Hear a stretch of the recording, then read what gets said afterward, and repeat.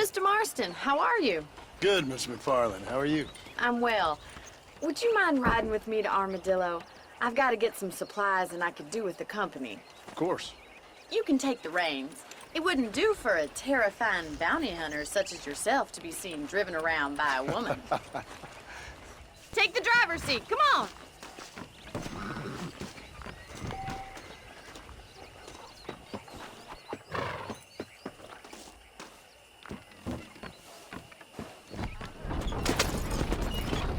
You're looking much better, considering you were almost buzzard food a couple days ago. I have you to thank for that, miss. So do tell me, have you needlessly risked your life since we last spoke? No, miss, I have not. Well, that's a relief.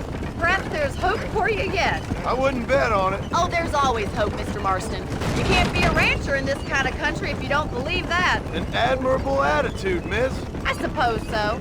I can't think of any other way to stay sane, to be frank. What about you? Have you ever given up hope altogether? Hope hasn't really entered into it. It's not really something I think about. A peculiar outlook. I can't really say I understand you.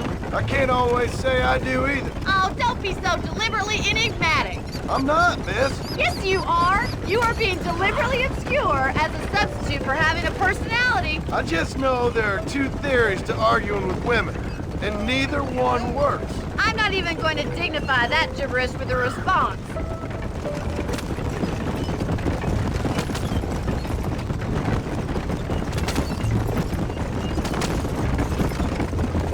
I think it's kind of funny I found you dying on the side of the road and now you're driving me into town. You have a strange sense of humor. Well, you must admit, it's an unusual start to a friendship. I didn't realize we were friends, Miss McFarland. Oh, please.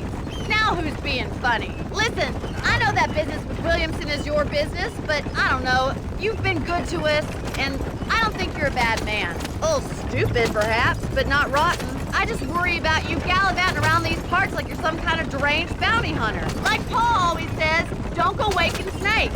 I appreciate your concern for us lesser mortals, Miss McFarland. I really do. And if there was any other way out, I'd take it. I can assure you of that.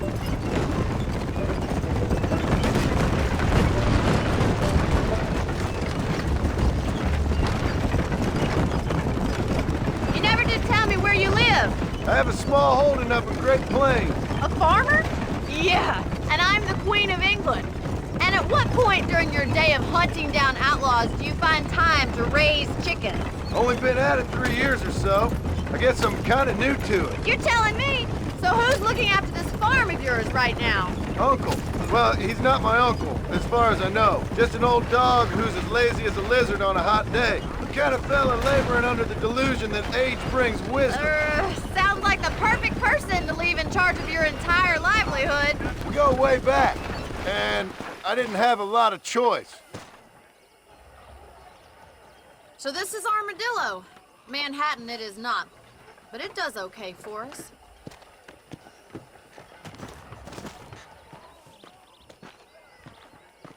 Most important thing for you right now is getting yourself into Dr. Johnson's office to purchase some medicine. First one's on me. Thank you, miss. I'll pay you back. I'm sure you shall. The doc's a good fellow. He saved your life, so be polite to him. Meet me in front of the general store when you're done.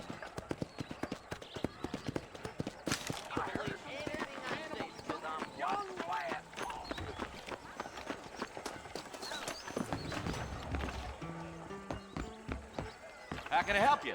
Back home, the bacon was sweeter than it is out here. Fornicates with Chinaman.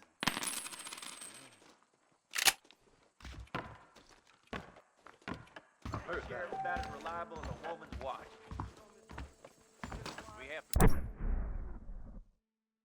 People off that lane.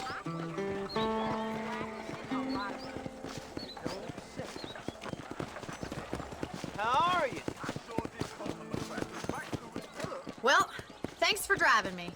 It was nice to be able to enjoy the view for once, and a little company never hurts now and again. You're more than welcome, miss. Least I can do. Thank you for the medicine. Why don't you have a look around Armadillo? You can always take a stagecoach back to the ranch later. I might just do that. Travel safely, miss. Try not to get yourself shot. I won't be around to save you this time.